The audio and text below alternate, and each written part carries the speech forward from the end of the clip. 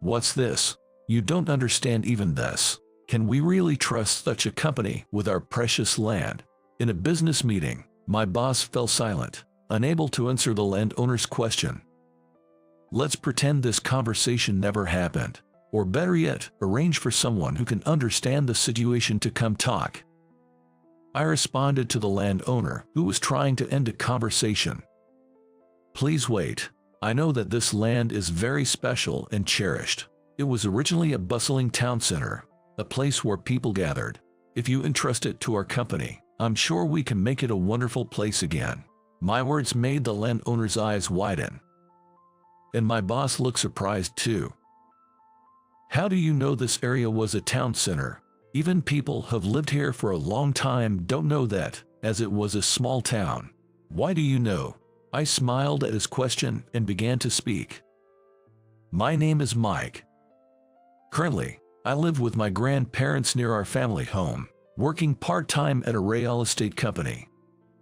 My parents are not around. They divorced when I was young. I was taken in by my mother and lived with her at my grandparents' house. However, 3 years after the divorce, my mother passed away due to illness. Having no siblings, it was just my grandparents and me. To raise me, my grandparents worked tirelessly, so I was a latchkey kid from a young age. After school, it was normal for me to go to a daycare, and I would spend my weekend at the library. Being introverted by nature, I was the quiet kid who watched my classmates play from a distance. My grandmother didn't engage in social activities like moms do today, so there was no family mingling. As a result, I hardly had any friends, which in hindsight, seems like a lonely childhood. But there was one friend who cared for me. He was considerate and popular in class. He would talk to everyone with a smile, including me, as if it was the most natural thing. When he told me, "Let me know if anything happens," I couldn't help but ask with a bit of doubt, "Why do you care so much about me?" But to my question, he simply replied as if it were the most natural thing, "Because we're friends, isn't it obvious?" I remember being incredibly happy to hear that. I don't know where he is or what he's doing now, but there was a time when I aspired to be like him. But reality doesn't always work out. After graduating from middle school, I encountered something in high school that made me distrust people. Since then, I became even more invisible. I endured 3 years of high school, thinking things would somehow get better after graduation. In college, I didn't socialize and spent my free time in the library, just like in elementary school. I loved reading, so that lifestyle suited me. But due to my poor communication skills, I failed at job hunting. Unfortunately, I graduated without securing a job offer. Under normal circumstances, this would be a cause for panic, but I was actually relieved. What if I encountered the same situation as in high school at a new job? I thought I'd rather work part-time, keeping my interactions with others minimal and necessary.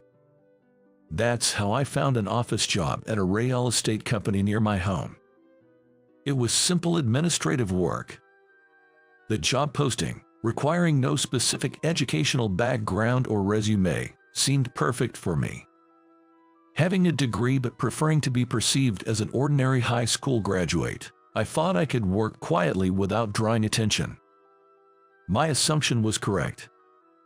The job didn't involve anything complicated, so I didn't need to rely on anyone. I really liked this quiet environment where I could work at my own pace on the tasks assigned to me. Then one day, a woman transferred to my workplace. Her name was Emily. She was a few years older than me and, despite her youth, had been given the rank of chief, indicating her competence. About a month after she joined the company, our department head, Thomas, said, "Mike, Emily is going to visit our landowner, Daniel's house. Could you guide her there?" I paused my work and looked up. "Emily isn't familiar with this area. You're a local, right? You can leave early today and head straight home after that." "Sure, no problem. I'll get ready right away." Feeling the gazes of Thomas and Emily, I responded. Daniel's house, if I recall correctly, was behind the cafe near the station. It's on my way home anyway. Lucky to get off work early. Thanks a lot, Emily said, and I nodded, quickly preparing to leave with her. This was my first straight-all conversation with Emily. As a part-timer, I didn't really have much time to chat. She's always busy. But she treats everyone the same, including me, always with a smile. Wow, you've lived around here all your life. Tell me about some good restaurants. There's a cafe near Daniel's place where I've seen young girls lining up. Just like that, we chatted about our hometowns. She's really easy to talk to. I'm glad we got such a wonderful boss. As I walked, thinking about how surely Emily would have a positive impact on our workplace, I quickly reached the vicinity of our destination. I believe that house over there is Daniel's. Thank you, the way was easy, so I think I can come here alone next time. Good luck with your meeting. I'll be leaving then. As I was about to leave, she called out, Wait, what is it? Would you mind sitting in on the meeting? I was surprised by her suggestion. Why me, a part-timer? I must have looked puzzled. Seeing my expression, she smiled. I think it'll be a learning experience for you. If you gradually improve your skills, becoming a full-time employee isn't just a dream. I understand that she's saying this for my sake. But I choose to be a part-timer by my own will. It's natural that she doesn't know this, but I'm not aspiring to be a full-time employee. No, I'm fine. I might disrupt the meeting. I struggled to find a polite refusal, but Emily persisted. Everyone starts as a beginner. I know this deal is important. It's a big project, and the first one I'm handling since my transfer, but I believe nurturing juniors is more important. I was unexpectedly moved by Emily's clear and straightforward words. Her ability to handle her job seemed to be encapsulated in that very statement. Encouraged by her words, I found myself nodding in agreement. Being in a new place, meeting new people always feels somewhat uncomfortable. However, the thought of Emily being there somehow makes me feel a bit more motivated to try. When I pressed the doorbell at Daniel's house, a friendly-looking lady welcomed us and guided us to her husband, the landowner. Nice to meet you, I'm Emily. Nice to meet you, I'm Mike, I greeted nervously, following Emily. In front of the somewhat dignified landowner, the meeting began. The project involved acquiring Daniel's land to develop it into a subdivision. Daniel's land is vast. It has been passed down through generations, but now it's left unused and has become vacant. So, I've negotiated several times to use it at our place, but I've been turned down every time. Of course, this land is also a name of our rival companies. Emily prepared a document about its benefits and explained it to Daniel in an easy-to-understand manner. The previous person in charge used to complain that he wouldn't even listen, but here was Daniel, leaning forward and intently looking at the document. It seemed like there was a good chance of success. Daniel commented, "These diagrams are really easy to understand. I couldn't quite visualize it with the other materials from past representatives and other companies because they didn't have so many pictures. But now I can finally get a picture in my head." "Thank you." She was smiling at Daniel's compliment. I thought everything was going smoothly. That was when it happened. "By the way, do you know why we own this land?" Daniel asked Emily. "I understand it's been passed down through generations. It's a precious piece of land," she answered. "Yes, it's true, but you do know what was here before we owned it, don't you?" Daniel pressed. Emily froze, and I was equally startled by that question. It's a well-known story back home. But of course, Emily, who just transferred here, wouldn't know about it. Daniel's expression changed. He said, "What? You don't know? Originally, there was a private school there. It moved, and now there's a large elementary school. It's a well-known story. I'm sorry, I should have known. Emily apologized. Can I really entrust such an important piece of land to a company like this? Daniel wondered. Emily fell silent at Daniel's words. All I could do was panic in this atmosphere. Watching us flounder, Daniel sighed and said, "Let's pretend this conversation never happened, or arrange for someone who understands to come instead." Daniel, trying to end a conversation. Just when things were going well, I couldn't let it all return to zero. As he was about to stand up, I impulsively said, "Please wait. I know this land is very special and important. It used to be a historic town, a central place where people gathered, that led to the establishment of a private school. If you entrust it to our company, we can make it a wonderful place where children's voices will be heard again." I was desperate. I didn't feel as articulate as Emily, but my sole aim was to keep Daniel here. I was driven by that single-minded purpose. Yet, it seemed like my plea had actually reached him. This area, being a historic town, is not well known, even among long-time residents. It was a very small castle. How did you know that? Daniel, upon hearing this, sat back down. Emily looked at me with wide eyes, surprised by my words. I looked at Daniel. Then, feeling relieved, I smiled and began to speak. When I was young, I read a history book about the local area. It said there was a noble lord with great virtue who, after falling from grace, lived here in what could barely be called a castle. But a lord is a lord. The area around his home prospered as a historic town. That's where your land is now, I explained. Daniel smiled at my words. That's right. Then, the Lord built a facility for children to study. Our ancestor was a teacher there, friendly with the Lord.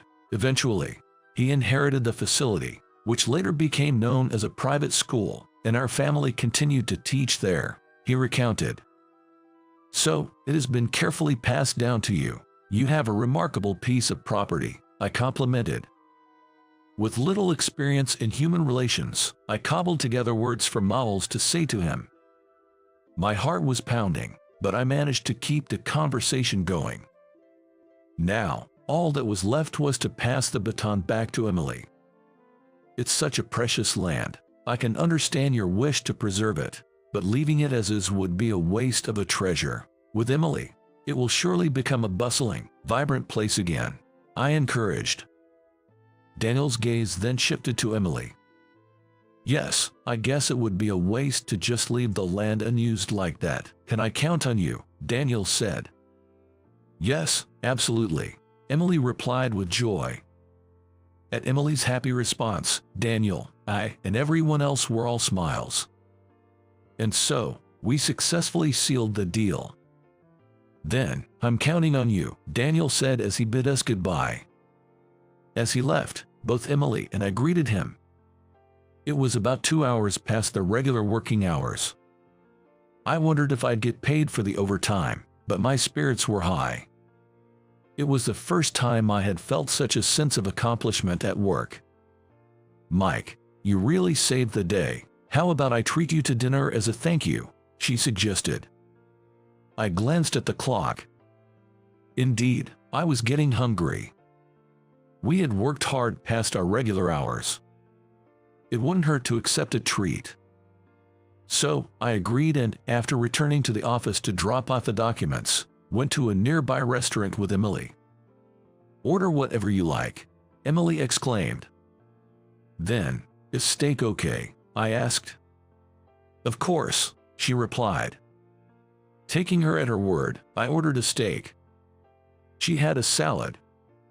I felt a bit guilty for indulging, but decided not to hold back and bit into the meat. Thank you for earlier. The deal went well because of you, Emily said. It's nothing. That question wasn't something you could have answered, so I just stepped in. I replied, a bit gruffly and embarrassed. But she said happily. No, when I went back to the office to drop off the documents, I asked everyone, and no one knew about the historic town. and to remember it in such detail just from reading it in a book once is amazing. You're really talented, aren't you? She added. I fell silent at her words. I'm not particularly talented, but tell me, are you really just a high school graduate? What's your highest level of education? It's the Harvard University. I muttered softly. It was the first time I had been asked, so I answered, but Emily looked exaggeratedly surprised. Even though part-time jobs don't require as you may, why are you hiding it? It's a waste. Honestly, you could get a job at a decent company as a full-time employee, right? Her words made me laugh involuntarily. Indeed, it was a natural assumption. So, I decided to tell her. I was sure that Emily would understand the real me and would continue to treat me the same as before. The truth is, I was raised by my grandparents because I didn't have parents. They were always busy, and books were my friends. Strangely enough, once I read something, I could remember almost all of it. So, that's how you knew about the historic town, and remembered it. I nodded at her words and continued. I think I just have an exceptionally good memory, but in high school, I was always reading books in the library instead of studying, and when I always topped the tests, rumors started that I was cheating. I began to talk about my bitter past memories. I never really had friends, but that made everyone distance themselves even more. A senior I didn't know found out about me and ordered me to do his textbooks and homework. Because of that, I ended up memorizing even the textbooks for higher grades, making me unbeatable in tests and increasing the jealousy of my classmates. I understood that the tests that were easy for me were difficult for everyone else, but since my grandparents worked so hard to raise me, I couldn't just slack off. Because of that, people whispered behind my back. Eventually, it felt like all those whispers were directed at me, leading me to develop a distrust of people I shared. I talked with a smile, trying not to make the conversation too gloomy. However, Emily's expression was dark. She seemed to be sympathizing with me, but it felt oddly uncomfortable. That stuff, she said. Well, it wasn't like I was visibly harassed or anything, so I just thought if I could graduate from high school, things would somehow work out. But after graduating from university, I couldn't find a job due to my low communication skills, I explained. It's not that you couldn't, you just didn't want to, right? Did you seriously try job hunting? Emily probed. I was lost for words at her comment. No, actually, I felt relieved that I couldn't get a job. Unable to escape those eyes, I murmured softly. Indeed, I hadn't really tried my best. Not only did I not capitalize on my strengths, but I also never even mentioned my talent for memorization in any job interview. Emily, slightly exasperated, said, Are you okay with this? Just like the land today, if you don't use it, it's a waste. Her words struck me. Why don't you try applying for a full-time position with us? I'll recommend you. Sure, you were not eloquent in today's negotiation, but your determination came through, and you helped me. I think we can be good partners, she suggested. I have been passive in life until now. But maybe now was the time for a change. Can I really do it? I wondered. You can, she assured me. I began to think about growing a little at a time. I was grateful to her for making me feel this way. Afterward, I spoke to Thomas and decided to take the company's full-time employment exam. Thomas was surprised when he saw my educational background on the resume. And so were all the other employees. Emily and I exchanged glances and smiled at their reactions. Emily, and then Thomas, wrote recommendation letters for me. Thanks to my consistent work as a part-timer and my role in helping Emily with Daniel's land deal, I passed the full-time employment exam. I became a proud member of the workforce. My grandparents were overjoyed to hear that I had found stable employment. Emily, with her easygoing nature and good interpersonal skills. Me, knowledgeable about the local area thanks to the books I had read. Just as Emily had said, We worked together as partners and improved our performance. Our branch even achieved first place in sales across all stores, and I was enjoying my fulfilling days. Thanks to Emily, I expanded my network and seemed to have overcome my distrust of people. There are so many kind and wonderful people in the world. I hadn't realized that before. The stories I hear from different people contain things that are not written in books. It was all very fresh and enjoyable. One day, I learned that a local company was planning to open a branch. I headed out to see if they would let us handle the project. Hello, enter the office and greet them cheerfully. Then, I asked for the person in charge who had made the appointment. Could it be Mike? I was called by the representative. He knew my first name. I looked up at him and exclaimed, "Ah, there's no way my good memory would forget him." "John," I exclaimed. "Indeed, it's you, Mike," he responded. He was my only friend during elementary and middle school, the one who always called me a friend. To think I'd run into him here, of all places. This unexpected reunion brought a smile to my face. When I called to make an appointment, a woman answered the phone. After that, I corresponded with John, the person in charge, by email. Today was the first time we spoke and met in person. I had no idea he was an old friend. I was quickly ushered into a room where I gave my presentation. Inspired by Emily, I included many diagrams and illustrations in my materials, which seemed to help John grasp the concept easily. He listened intently. Of the several sales pitches I've heard, yours was the most understandable. No flattery. You've always been smart. John complimented my materials. John, you've always been popular, and you truly have a way with people. Becoming a manager at this age is impressive, I said. He laughed at my words.